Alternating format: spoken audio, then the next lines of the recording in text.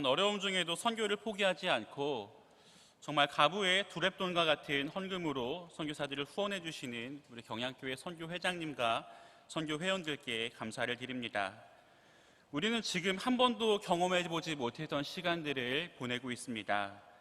전 세계는 팬데믹으로 일상이 멈춰버렸고, 제가 살고 있던 대륙에서는 집회 금지령으로 인하여서 7개월째 모이지도 못하고 동영상으로도 예배를 못 드리고 있는 상황입니다.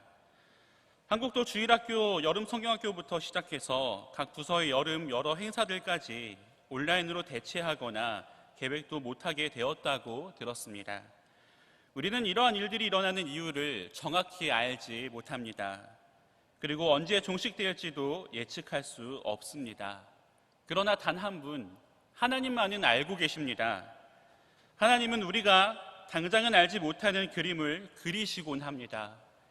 최후의 퍼즐 조각이 맞춰지기 전에는 왜 이러한 일들이 일어나는지 알 수 없다가 퍼즐이 완성되고 나서야 하나님의 섭리였구나 하는 일들이 얼마나 많습니까?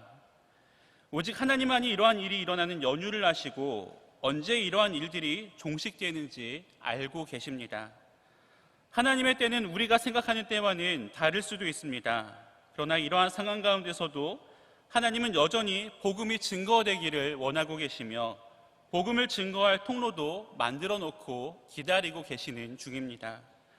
오늘 살펴볼 본문에는 과거 로마 시대의 최고의 무역 도시이자 경제와 정치의 중심지였던 고린도 지역의 교회가 세워지는 모습이 나오고 있습니다. 사도행전의 저자 누가는 바울이 헬라 철학자들과 논쟁을 펼쳤던 아덴을 떠나서 고린도에 갔을 때 일어났던 일들을 아주 상세하게 묘사하고 있습니다. 그리고 그 속에는 역사 속에서 선교를 이끄시는 하나님의 놀라운 섭리들이 마치 퍼즐 조각처럼 한 조각씩 맞춰지는 장면들이 나오고 있습니다. 바로 하나님께서 선교를 어떻게 이끌고 계시는지 그 원리를 보여주고 계시는 것입니다. 선교에는 사람이 필요하지만 선교를 이끄시는 분은 하나님이십니다. 사람은 그저 수단이 됩니다. 선교의 시작도 진행도 마무리도 모두 하나님이 이끄시는 것입니다. 오늘 저와 여러분은 바울의 고린도 교회의 선교를 보며 하나님께서 선교의 역사를 이루어 가실 때 어떠한 방법을 사용하시는지 함께 상고해 보고자 합니다.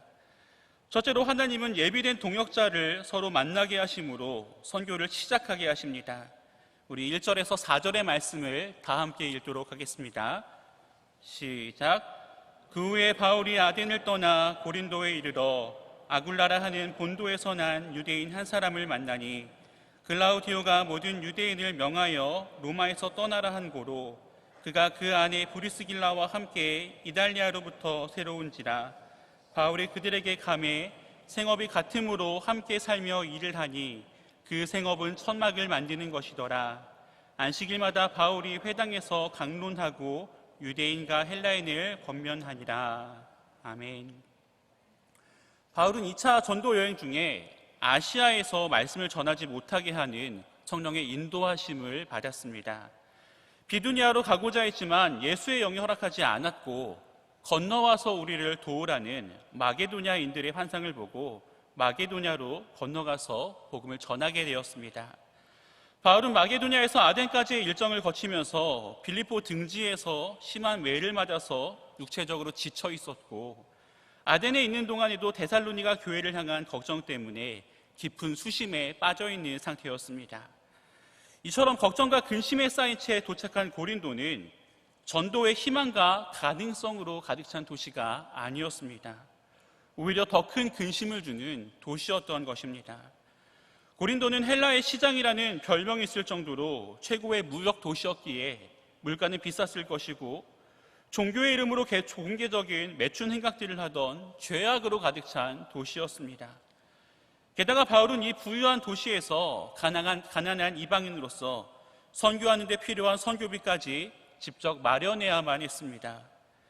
이러한 급심한 외로움과 막막한 환경 속에서 천막을 만드는 고된 일까지 하던 바울은 그곳에서 유대인 부부를 만나게 됩니다. 그들은 본도에서 난 유대인이라고 했습니다. 본도는 바울이 2차 전도 여행 때 가고자 했던 비두니아 지역과 매우 인접해 있는 지역이었습니다. 그들은 이미 고향 본도에서 떠나서 로마에 정착했던 이들이었습니다. 하지만 그들은 다시 한번 삶의 터전을 옮겨야만 했습니다. 로마의 역사가 수토니우스에 따르면 유대인들이 그리스도인에 대한 반대가 난동 수준으로 변하자 로마의 4대 왕제 글라우디오가 이 난동의 원인이 되는 유대인 공동체에게 로마로부터 떠날 것을 명했다라고 전하고 있습니다. 이러한 이유로 수많은 유대인들이 고린도로 이주하게 되었고 이들 중 아굴라와 브리스길라 부부도 있었던 것 같습니다. 본문에서 만나다라는 말은 원어적인 의미를 살펴보면 우연히 만나다라는 뜻이 있습니다. 여러 가지로 근심 가득한 지역에서 같은 믿음과 같은 직업을 가진 동포를 만났으니 이들이 얼마나 서로 반가웠겠습니까? 3절에 기록되어 있듯이 당시 같은 직종을 가지고 있던 사람들은 서로 경쟁하지 않고 함께 살며 어떠한 조합을 만들었던 것으로 추정이 됩니다. 그러한 조합들은 대부분 수호신 따위를 모셨기 때문에 당시 고린도로 갔던 유대인들은 이러한 우상 숭배적인 조합에 함께하지 못하였고 유대인들끼리의 조합을 만들었던 것으로 생각이 됩니다. 바울 역시 그들을 찾아가서 함께 조합을 이루고 일을 하기 시작한 것입니다. 유대인들은 원근각지로 퍼져나가서 회당을 중심으로 모였습니다. 그리고 그곳에서 구약의 말씀들, 즉 모세의 오경을 낭독하고 해석하며 그들이 하나님의 선민임을 되새겨왔던 것입니다. 바울은 이러한 기회를 놓치지 않았습니다. 4절에 건면하다라고 번역된 말은 원어에 가깝게 해석하면 설득시키다, 차츰차츰 끌어들이다 라는 뜻이 됩니다. 그리고 5절에 하나님의 말씀에 붙잡혀 유대인들에게 예수는 그리스도라 밝히 증언하니 라는 말이 있는 것을 보면 바울은 처음부터 예수천당 불신지옥을 외친 것이 아니라 안식일마다 율법을 삼가 연관하는 일에 냉소적이었던 유대인들의 영적 각성을 촉구하고 논리에 강했던 헬라인들에게 그리스도의 이름을 차츰차츰 설명했을 것입니다. 바울의 고린도 선교는 이렇게 시작이 되었습니다. 사도 바울은 고린도라는 낯설고 선교하기 어려운 도시에 도착해서 하나님의 섭리 가운데 아굴라와 브리스길라 부부를 만났습니다. 여러분, 이 세상에 우연은 없습니다. 우리의 모든 만남은 하나님의 주권적인 계획에 따라 필연적으로 이루어지는 것입니다. 우리의 입장에서는 어쩌다 보니 만나게 된 것이지만 하나님은 어려운 시련마저도 선으로 바꿔서 하나님의 일을 진행시키기 위해 예비된 만남을 준비하고 기다리셨던 것입니다. 하나님께서 1세대 선교사님들에게는 조선족과 고려인이라고 하는 예비된 동역자들을 붙여주셨습니다. 우리 1세대 선교사님들은 오로지 복음을 전하기 위해 낯선 땅으로 갔습니다. 구소련으로, 중앙아시아로, 대륙으로 퍼져나갔습니다. 그곳에서 선교사님들은 조선족과 고려인을 만날 수가 있었습니다. 우리와 말이 통하는 사람들을 만나서 낯선 곳에 적응할 수 있었고 그들에게 복음을 전할 수 있었던 것입니다. 그들은 강제 이주를 당하거나 추방된 아픔을 가진 민족이었습니다. 세상 역사의 추방과 강제 이주로 기록되어 있는 이 아픔을 우리 하나님께서는 하나님의 선교를 위한 퍼즐 조각으로 바꿔주신 것입니다. 뿐만 아니라 그들이 살고 있는 마을을 회당처럼 전도의 터로 사용하셨습니다. 우리는 고국에서 선교에 대한 사명만 굳게 믿고 마땅한 전략과 대책도 없이 선교사님들을 파송했지만 우리 하나님께서는 모든 조각들을 맞춰놓고 선교사가 오기만을 기다리고 계셨던 것입니다. 사람들은 코로나19로 인하여서 새로운 시대가 도래했다라고 주장하고 있습니다. 앞으로 우리가 살아갈 시대는 전과는 다른 시대가 될 거라고 이야기합니다. 세상이 이렇게 난리칠 때 하나님은 자신의 구속 역사를 유유히 이끌어 가십니다. 저와 같은 2세대 선교사들은 이제 전과는 다른 세상에서 선교를 하게 될 것입니다. 그리고 전과는 다른 문제로 고분분투하게 될 것입니다. 그러나 여전히 하나님은 예비된 동역자를 보내주셨고 그리고 앞으로도 보내주실 것입니다. 저에게는 선교지에서 18년째 살고 있는 선교사 자녀인 아내를 가장 큰 동역자로 보내주셨습니다. 저는 아내 덕분에 선교지가 급 변경되고 도착한 지 10일 만에 예정에도 없던 한인 목회를 시작하게 되었지만 별도의 적응 없이 바로 사역을 시작할 수 있었습니다. 아내는 한글학교와 모임에서도 많은 부분을 담당하고 있고 통번역이 가능하기 때문에 현지 신학교 강의에도 많은 힘이 되었습니다. 비단 아내뿐만 아니라 현장에는 많은 선교사님 자녀들, 즉 MK들이 있습니다. 선교사님들의 가장 큰 고민이 자녀 교육 문제이지만 MK들이 선교지에 잘 적응하고 선교의 비전이 생긴다면 1세대 선교사님들이 만났던 조선족과 고려인보다 더 큰 힘이 될 것입니다. 하나님은 이처럼 선교 현장을 누구보다 잘 아는 MK들을 사역의 현장 속에 예비해 두셨던 것입니다. 저에게는 한인 성도라는 동역자도 보내주셨습니다. 저희는 종교국의 눈을 피해서 그리고 폐쇄되지 않고 삼자교회로 들어갈 것을 강요받지도 않은 남아있는 소수 교회 중에 하나입니다. 작은 모임이지만 저에게는 누구보다 든든하게 곁을 지켜주는 귀한 한인 성도들이 있습니다. 저희 모임에 많은 위기가 있었지만 크게 두 번의 위기를 뽑자면 모임 장소에서 쫓겨났을 때와 한인교회 교회들이 급속도로 폐쇄를 당했을 때였습니다. 상가 건물에서 임대 기간을 반도 못 채우고 이틀 만에 쫓겨나게 되었을 때 저희 성도들은 목사님만 함께 한다면 저희들은 가정으로 들어가도 상관이 없습니다. 교회의 모습은 아무런 상관이 없습니다 라고 말씀하시며 지금의 예배 형태에 동의해 주셨습니다. 저희는 첫 번째 위기 당시에 이미 한글학교와 도서관을 정착시켜 놓았기 때문에 이를 창으로 사용하여 나아가느냐 방패로 삼아서 물러나느냐 둘 중에 하나를 결정해야 했습니다. 이러한 시기에 여러 지역에서 선교사들이 추방을 당하고 있다는 소식이 전해 들었고 저희 지역에도 곧 위기가 올 것을 직감하게 되었습니다.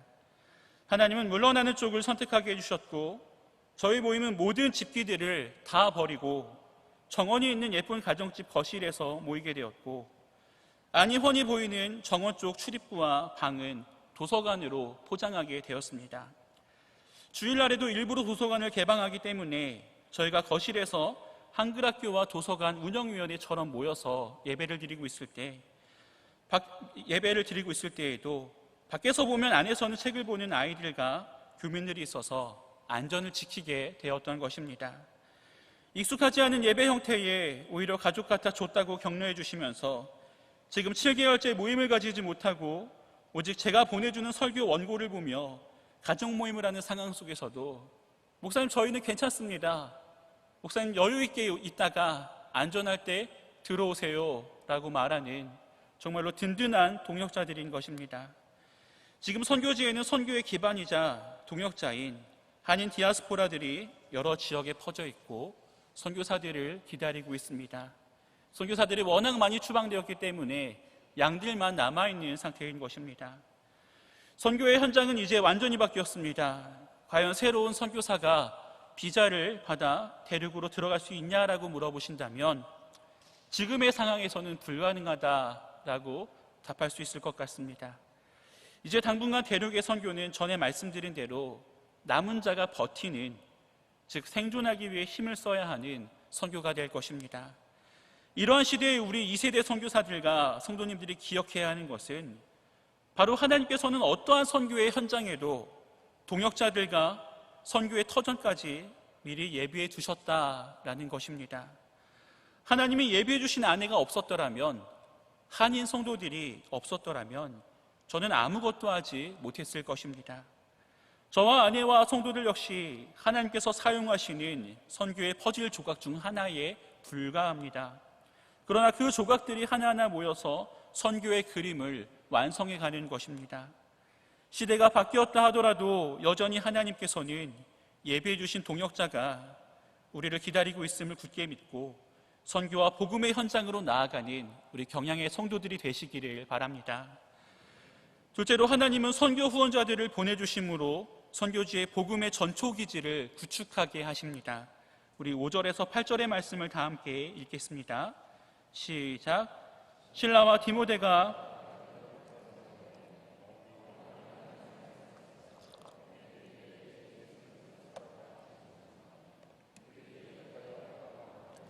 바울이 옷을 털면서 이르되 너희 피가 너희 머리로 돌아갈 것이요 나는 깨끗하니라.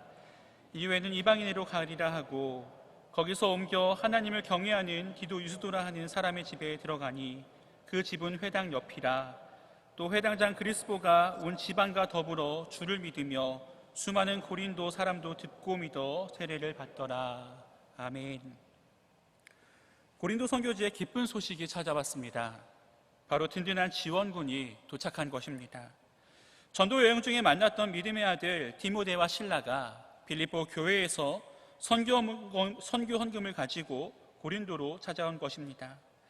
바울은 아굴라와 브리스길라 부부를 통하여서 하나님의 섭리를 체험하고 본격적으로 전도를 시작하였습니다.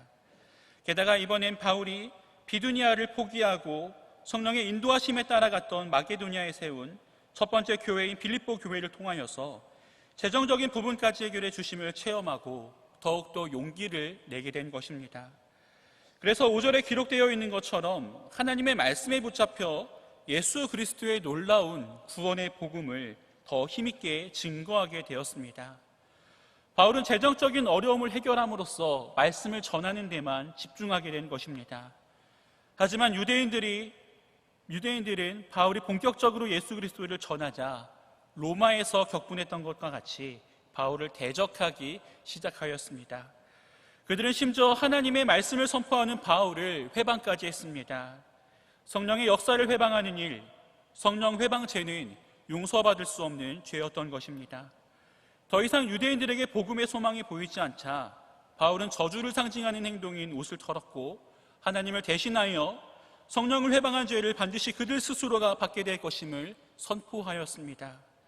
그리고 복음이 유대인으로부터 이방인으로 옮겨질 것이라고 선포하였습니다. 이러한 대적들로부터 자리를 옮긴 바울은 하나님을 경외하는 디도 유스도라고 하는 이방인의 집으로 거처를 옮기게 됩니다. 앞서 바울이 이방인에게 복음이 옮겨간다고 말한 것을 생각해 보면 회당 옆에 있는 이방인의 집, 그것도 하나님을 경외하는 이방인이 사는 집은 바울이 전하는 말을 뒷받침하기에 가장 적합한 곳이었습니다. 하나님은 모든 것을 예비해 두시고 바울을 이곳으로 인도해 주셨습니다. 우상 숭배에 빠져있던 이방인들과 다르게 하나님을 경외하는 디도 유스도라고 하는 사람은 고린도전서 1장 14절에 나오는 가이오라는 사람과 동일 인물로 추정이 됩니다. 고린도에서 처음으로 세례를 준 가이오와 회당장 그리스보는 고린도 교회의 첫 교인이 되었습니다. 디도 유스도는 완전한 헬라식 이름이 말해주고 있는 것처럼 상당한 재력자로 추정이 되고 회당의 주인이었던 회당장 그리스보 역시 재력가였을 것으로 추측이 됩니다. 회당에 모이는 많은 사람들에게 영향력을 미치던 회당장 그리스보의 회심은 바울의 선교 사역에 큰 힘을 실어주었습니다. 예배당이 생기고 그리스보와 그 모든 가족들과 수많은 고린도 사람들도 바울의 복음을 듣고 세례를 받고 세례 교인이 된 것입니다. 도무지 선교의 길이 보이지 않고 복음을 잘 듣던 유대인들이 자신을 대적하기 시작한 시점에 하나님께서는 빌립보 교인들의 선교 헌금으로 선교사 바울에게 용기를 불어넣어 주었고 이방인 디도 유스도와 회당장 그리스보의 회심을 통하여서 고린도 교회를 탄생하게 만들어 주신 것입니다. 하나님은 수많은 사람들이 바울을 후원하게 함으로 교회를 세우게 해주신 것입니다. 결국 물질의 후원과 인적 후원은 선교지에서 폭발적인 말씀 선포 운동과 회심이 일어나는 데 힘이 된 것입니다. 매달 선교비를 보내주시는 경양교회 선교회는 저에게 가장 큰 후원자이자 선교의 동력이 됩니다. 신기한 것은 일면식도 없는 분들이 교회가 어려울 때마다 도와주신다라는 것입니다. 제가 처음 교회를 위임받았을 때 남아있는 재정이 임대료의 10분의 1도 안 되는 상태였는데 얼굴도 한 번도 본 적도 없고 만나주시지도 않는 다른 교단 집사님이 한동안 저희 교회를 도와주시기도 했습니다.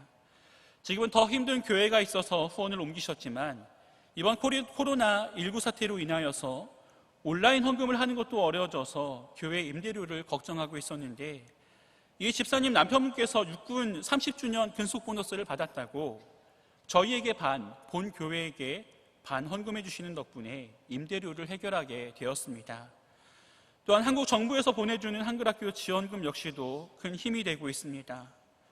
물질뿐만 아니라 저희 모임 장소가 코로나19 때문에 외부인 출입 금지를 당하자 자신의 카페 안쪽에 공간이 있으니 목사님 오셔서 무료로 이용하시고 이곳에서 예배를 드리십시오라고 말하는 한인카페 사장님, 코로나19로 어려움을 겪는 교민들을 도와달라는 요청에 응해줘서 고맙다고 어려운 일이 있으면 언제든지 연락하라고 말해주시는 한인의 부회장님, 교회에서 도서관을 운영해 주셔서 고맙고 보기 좋다고 도움을 주고 싶다고 말씀하시는 많은 교민들, 도서관에 책을 기증해 주시고 응원해 주시는 한국에 있는 작가님들과 출판사 등, 하나님은 선교회나 외부에 도와달라는 말을 잘 못하는 저에게도 어려울 때마다 선교를 감당할 수 있는 힘을 주는 후원자들을 그때그때마다 계속해서 붙여주고 있습니다. 사랑을 받은 만큼 저희 모임도 현지에서 후원자가 되기 위해 노력 중에 있습니다. 한인교회의 존재 목적은 최종방 선교의 전초기지가 되는 것이라고 생각을 합니다. 저희 교회는 코로나19가 변수가 되긴 했지만 매년 오르는 한글학교 정부 지원금으로 임대료를 감당하고 교회의 거의 모든 재정은 구제와 선교에 사용하기로 약속을 하였습니다. 저희는 한인 무료 도서관을 통해 교회 문턱을 낮춤으로써 교민들의 사랑방이 되었고 교민들에게 책 추천과 함께 신앙 상담을 해주는 공간이 되었습니다. 제가 현장에 들어가게 되면 지역 어린이들과 남쪽에 있는 교단 신학교를 후원하는 일에 전념하려고 합니다. 또한 한글학교가 외교적 방패가 된 것처럼 도서관 공공기관화를 추진하여서 대륙 내에 있는 교단 선교사님의 한인교회뿐만 아니라 주변에 있는 어려움에 처한 한인교회들에게 안전한 방패막을 만들어주려고 합니다. 전에는 영사관과 한인회와 대화조차 할 수 없었지만 이번에 영사관과 한인회 코로나19 대응팀과 함께한 덕분에 자연스럽게 대화할 수 있는 기회가 주어졌습니다. 하나님께서 참으로 다양한 사람들을 물질적, 인적 후원자로 보내주셔서 저희 모임을 선교의 전초 기지로 만들어주신 것입니다. 하나님께서 선교에 쓰임받을 기회를 주실 때 우리는 아멘으로 화답해야만 합니다. 우리가 아멘으로 응답할 때 빌립보 교회와 같이 하나님께서는 우리에게 선교를 후원할 수 있는 물질과 인적 자원을 허락해 주실 것입니다. 2세대 선교가 더욱더 힘있게 진행되기 위해서는 우리 경양교회 주일학교에서, SFC에서, 그리고 청년회에서 선교에 힘을 실어줄 장로가, 집사가, 권사가 나와야 합니다. 누군가는 간다면 누군가는 남아서 그들이 말씀을 전하는 데만 집중하며 최전방에서 복음을 전하도록 기도와 물질로 지원 사격을 해야만 하는 것입니다. 복음의 현장은 말 그대로 이제 전쟁터가 되었습니다. 이러한 최전방에 복음의 전초기지를 만드는 일에 귀하게 쓰임받는 우리 경양의 성도들이 되시기를 바랍니다. 마지막으로 하나님은 말씀으로 선교지에 대한 확신을 주시고 선교사와 함께 하시며 선교를 진행하게 하십니다. 우리 9절에서 11절을 힘차게 읽겠습니다. 시작. 밤에 주께서 환상 가운데 바울에게 말씀하시되 두려워하지 말며 침묵하지 말고 말하라. 내가 너와 함께 있음에 어떤 사람도 너를 대적하여 해롭게 할 자가 없을 것이니 이는 이 성 중에 내 백성이 많음이라 하시더라. 1년 6개월을 머물며 그들 가운데서 하나님의 말씀을 가르치니라. 아멘. 고린도 전서에는 고린도 교회가 얼마나 문제가 많은 교회였는지 자세하게 묘사되어 있습니다. 하지만 하나님의 편에서는 고린도 교회 역시 하나님께서 아끼시고 사랑하는 하나님의 교회였던 것입니다.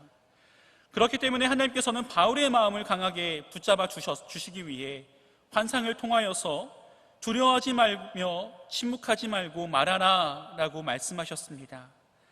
앞으로 다가올 시험을 두려워하지 말고 유대인들이 수많은 개종자들을 보고 더 큰 화를 내며 달려들지라도 절대로 미리 겁먹지 말고 담대하게 복음을 전파하라고 하신 것입니다. 여러분, 복음은 선포입니다.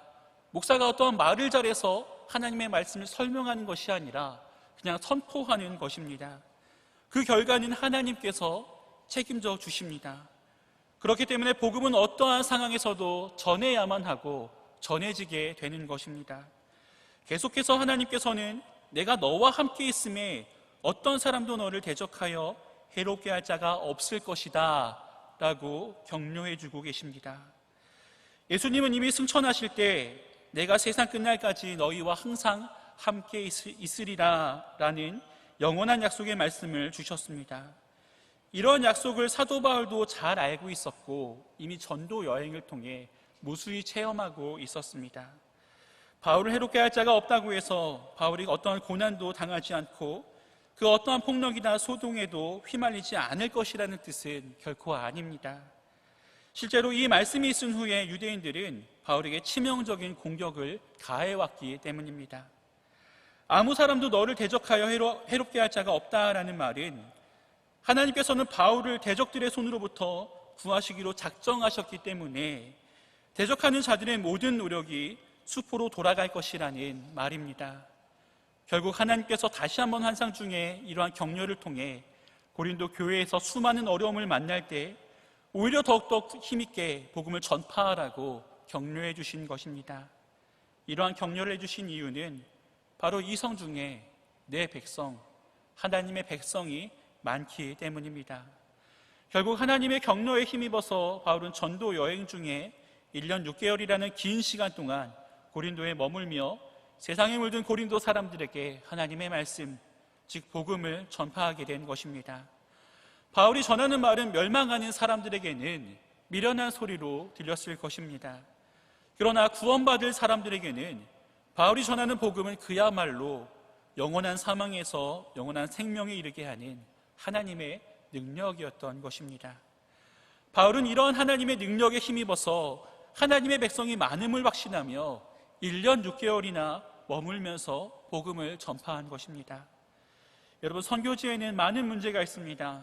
비자 문제, 문화 충격, 피로감, 외로움, 고립감, 가족의 부적응, 각종 핍박, 현지 성도와의 문제 등 한국에서 겪을 수 있는 문제 외에도 참으로 많은 문제가 있습니다. 그리고 그 속에서 선교사님들은 선교지에 남을지 돌아갈지에 대해서 매번 많은 고민을 하게 됩니다. 우리 선교사님들은 지금까지 이러한 고민들을 어떻게 극복해 왔을까요? 바로 하나님께서 나를 이곳으로 보내셨고 이곳에도 하나님의 백성이 많다는 하나님께서 주시는 거부할 수 없는 말씀을 통한 확신 때문인 것입니다. 인간의 열심만으로는 선교를 할 수 없음을 깨닫고 하나님만을 의지하며 복음을 전파할 때 선교사님들은 갈등의 시기를 극복하고 더 견고한 믿음과 소망과 사랑으로 선교의 사명을 감당하게 됩니다. 저 역시 4년이라는 짧은 시간 동안 내적 외적 시험들에 수없이 시달려왔습니다. 주저앉고 싶은 순간이 참 많았고 이겨내도 끝없이 밀려오는 파도와 같은 시험 앞에 질리기도 했습니다. 그런데 정말로 이상한 것은 이러한 시험들을 만나면 만날수록 즐거움을 느끼게 되었다는 것입니다. 환난 중에 즐거워한다라는 말을 체험하고 있는 중입니다. 그 즐거움은 하나님이 함께 하신다라는 확신 속에서 오는 것입니다. 이길 수 있구나, 이기게 하시는구나, 이번에도 이기게 하실 것이구나 라는 생각을 하며 그냥 시험을 하나의 왼수 같은 친구로 생각하게 된 것입니다. 재림의 때까지 우리는 계속 시험과 나란히 걷게 될 것입니다. 우리가 아무리 시험을 극복해도 그 시험은 잠깐 스쳐가는 불시험이지만 계속해서 우리 앞을 가로막을 것입니다. 그러나 여러분, 이 시험은 우리를 연단시키는 시험이 될 것이고 우리는 더 담대하게 하나님께 나아가게 될 것입니다. 이러기 위해서는 우리는 하나님께서 함께 하신다라는 확신이 있어야만 하는 것입니다. 여러분, 파도가 바위를 부술 수 있습니까? 파도는 바위에 부딪혀 흩어지게 됩니다. 하나님께서 날마다 주시는 말씀을 통해 힘을 내며 확신을 가지기 때문에 바로 이러한 바위가 되는 것입니다. 시험을 온몸으로 견디며 그 자리를 지키게 되는 것입니다. 버티는 선교는 말 그대로 하나님이 버티게 해주시는 것이지 사람의 열심과 노력으로 버티게 되는 것이 결코 아닙니다. 선교는 나의 열정, 나의 계획, 나의 능력으로 하는 것이 아닙니다. 그렇기 때문에 선교에 대해서 자랑할 수 있는 것이 아무것도 없는 것입니다. 선교는 오직 하나님께서 주시는 은혜, 하나님의 계획, 하나님의 말씀의 능력으로 하는 것입니다. 어떠한 상황 속에서도 우리를 불러주신 곳에서 끝까지 함께 하시며 지켜주시는 하나님이 계시다는 것을 굳게 믿고 이성 중에 내 백성이 많음이라는 말씀에 주여 제가 가서 백성들을 찾겠습니다. 제가 가지 못한다면 보내는 일에 최선을 다하겠습니다 라고 응답하시기 바랍니다. 무엇보다 이러한 결단과 순종을 통해 나아갈 때 임마누엘 되시는 주께서 언제나 함께 하심을 확신하며 승리가 결정된 영적 전투에 참전하는 경양의 성도들이 되시기를 바랍니다. 사랑하는 성도 여러분, 결국 하나님께서는 고린도라는 영적으로 타락한 도시에 하나님의 백성을 구원하기 위해 아시아로 가려고 했던 바울의 행로를 꺾어서 마게도냐와 아덴을 거쳐 고린도로 인도해 주신 것입니다. 아무런 사전 정보도 없이 갔던 선교지에는 하나님께서 이미 동역자를 예비해 주셨고 말씀에만 전무할 수 있도록 많은 후원자들까지 미리 예비해 주셨습니다. 또한 예배드릴 장소와 성도들까지 붙여주셨고 하나님께서 친히 격려까지 해주신 것입니다. 중요한 것은 하나님께서 바울에게 선교를 할 수 있는 능력까지도 주셨다라는 것입니다. 바울의 힘이 아닌 하나님의 힘으로 선교를 하게 된 것입니다. 2000년 전 선교를 이끄셨던 하나님은 여전히 살아서 역사하고 계십니다. 여전히 하나님은 복음을 증거하는 이들과 함께하고 있습니다. 우리는 언제나 하나님이 나와 함께 하심을 굳게 믿고 나아가야 합니다. 코로나19 가운데 경양교회가 예배를 드릴 때 안전을 지켜주시고 내일부터 평일 모임을 조금씩 재개하게 된 이유는 복음 전파를 위한 것입니다. 여러분의 삶의 터전이 비대면으로 바뀌어도 사람을 만나기 힘든 상황이 되어도 그 가운데 복음을 전할 수 있는 방법을 생각해 봐야 합니다. 그 방법이 예전처럼 모여서 노방전도를 하는 방법이 아닐지라도 복음을 전해야겠다라는 생각을 잊지 않으며 주어진 하루의 삶 속에서 최선을 다하며 복음 전파에 쓰임받기 위해 살아간다면 적어도 이 상황이 너무 힘들다고 주저앉은 채로 낙담하여서 하루를 그냥 보내는 일은 없을 것입니다. 코로나19 시대에 여러 상황이 우리를 게으름에 빠지게 하고 무기력하게 만들기도 할 것입니다. 우리의 시간을 낭비하게 만들기도 할 것입니다. 그러나 자금의 대한민국을 보면 과연 대한민국의 평화의 시대가 얼마나 남았나 진심으로 염려되기도 합니다. 대한민국이 제가 살고 있는 대륙처럼 될 날이 얼마 남지 않았구나라는 생각이 들기도 합니다. 그렇기 때문에 나라를 위해서 더욱더 기도하게 되는 요즘입니다. 막연하게 오늘을 낭비하지 마시기 바랍니다. 막연하게 주저앉아서 허공을 보고 울지 마시기 바랍니다. 최악의 상황이든 절망의 상황이든 우리는 오늘 살펴본 말씀을 기억해야 합니다. 하나님은 여전히 복음을 함께 전할 동역자를 예비해 주셨으며 복음의 현장에는 여전히 후원자가 필요하며 하나님은 한 번도 우리 곁에서 떠나신 적이 없다라는 사실을 명심해야 합니다. 시대가 변해서 우리 앞에 있는 문제들이 많다 하더라도 여전히 하나님은 우리에게 한 가지 명령을 하십니다. 땅끝까지 가서 복음을 전하라. 시대가 암울하여 절망만이 보이더라도 여전히 하나님은 우리에게 한 가지 격려를 해주십니다. 세상 끝날까지 내가 너희와 항상 함께 있으리라.